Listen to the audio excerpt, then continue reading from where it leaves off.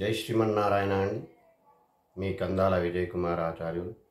జై శ్రీమన్నారాయణ అండి.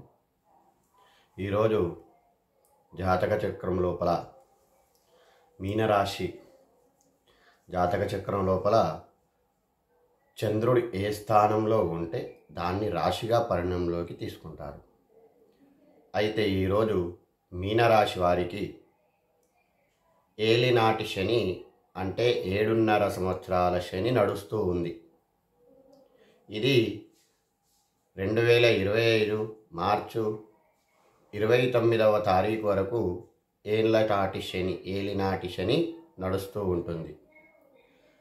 మొన్నటి వరకు శని రెట్రోగ్రేషన్లో తిరిగాడు. ఈ రోజు నుంచి సవ్యదశలో కుంభంలోనే స్థిరపడ్డాడు. ఈ కుంభరాశిలో శని ఉండడం చేత మీనరాశి వారికి ఏలినాటి శని అని చెప్పడం జరుగుతుంది.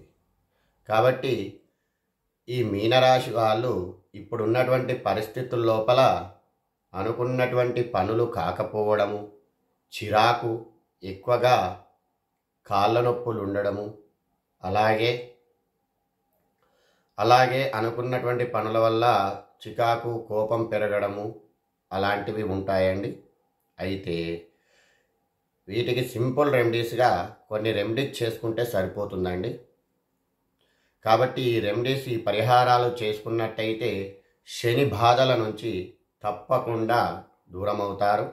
కాబట్టి వీటిని మీనరాశి వారు ఎవరైనా కానీ ఈ పరిహారాలు తప్పకుండా చేసుకోవాలి. మగవారైతే ప్రతిరోజు హనుమాన్ చాలీసా పారాయణం చేయడము, అలాగే హనుమాన్ చాలీసా పారాయణము చేయాలి. అలాగే శనివారం హనుమత్ దర్శనం చేసుకోవాలి. అలాగే కోతులకు ఆహారాన్ని పెట్టాలండి. కోతులకు ఆహారాన్ని పెట్టాలి. అరటి పండ్లైనా సరే, ఏదైనా సరే, కానీ కోతులకు పెట్టేటప్పుడు జాగ్రత్త. కొన్ని కోతులు వచ్చి తీసుకొని వెళ్తూ ఉంటాయి ఏమని, కానీ కోతులు మీద పడుతూ ఉంటాయి. అవి కొంచెం జాగ్రత్తగా చూసుకొని కోతులకు ఆహారం పెట్టండి. అలాగే శనివారం నాడు జొన్న రొట్టెల్ని లేదా జొన్న అన్నముని చేసి ఆ ప్రాంతంలో ఉండేటువంటి ముసలి వాళ్ళు ఉంటారు కదండి, ముసలి వాళ్ళు, చిన్నపిల్లలు, హనుమంతుని గుడి వద్ద ఉన్నటువంటి బిచ్చగాళ్ళు ఎవరైతే ఉంటారో వాళ్ళకిచ్చి దండం పెట్టుకోవాలి అండి. జొన్న రొట్టెలు కానీ, జొన్న అన్నము కానీ. అయితే ఆడవాళ్ళైతే శనివారం నాడు శ్రీ వెంకటేశ్వర స్వామి పూజ చేసుకోవాలి. గోవిందనామాలు చదవాలి. వెంకటేశ్వర స్వామి అష్టోత్తర శతనామాలు చదువుకోవాలి. వడపప్పు పానకము నైవేద్యంగా పెట్టాలి. శని వల్ల ఇబ్బందులు ఏమున్నా కానీ అన్నీ తొలగి చాలా సంతోషంగా ఉంటారు. శని బాధలన్నీ కూడా తొలగిపోతాయి.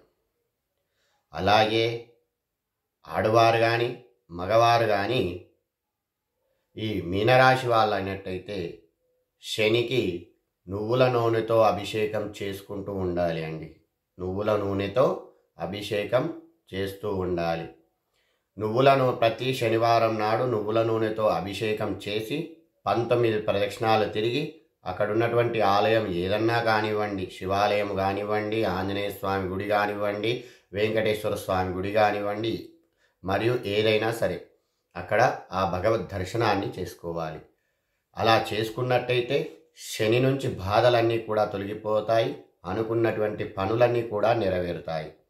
అలాగే కాలభైరవాష్టక పారాయణం చేయాలి. ఇద్దరు ఉభయులు, ఆడవారైనా మగవాళ్ళైనా కానీ కాలభైరవాష్టకాన్ని పారాయణం చేస్తూ ఉండాలి. లేదా చదవడానికి రాలేదు అన్నట్టయితే వీటిని వింటూ ఉండాలి. శ్రవణం చేయాలి. శ్రవణం అంటే వింటూ ఉండాలి. వీటిని ఎప్పుడు కూడా వింటూ ఉన్నట్టయితే ఈ శని నుంచి బాధలు కూడా తొలగిపోతూ ఉంటాయి. లేదా వృద్ధాశ్రమం లోపల వృద్ధులకు సేవ చేయాలి. వృద్ధులకు సేవ చేయాలి. ఆహార వితరణ చేయాలి. శని వలన వచ్చేటువంటి బాధలన్నీ కూడా తొలగిపోతూ ఉంటాయి. కాబట్టి ఇవన్నీ కూడా తప్పక చేసుకున్నట్టయితే మీకు ఈ శని నుంచి బాధలన్నీ కూడా తొలగిపోయి అనుకున్నటువంటి పనులన్నీ కూడా నెరవేరుతుంటాయి. ఇప్పుడున్నటువంటి పరిస్థితుల్లో మీనరాశి వారికి ఏర్పడే ఉంటుంది చికాకు, అనుకున్నటువంటి పనులు కాకపోవడము, ఈరోజు చేసే పని రేపు చేద్దాంలే అని చెప్పి డిలేతనం కావడం, అవన్నీ కూడా శని కలిగించేటువంటి బాధలండి.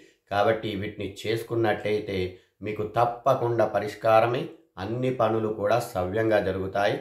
జై శ్రీమన్నారాయణ. జై జై శ్రీమన్నారాయణ. నా ఛానల్ని సబ్స్క్రైబ్ చేసుకోండి. జై శ్రీమన్నారాయణ.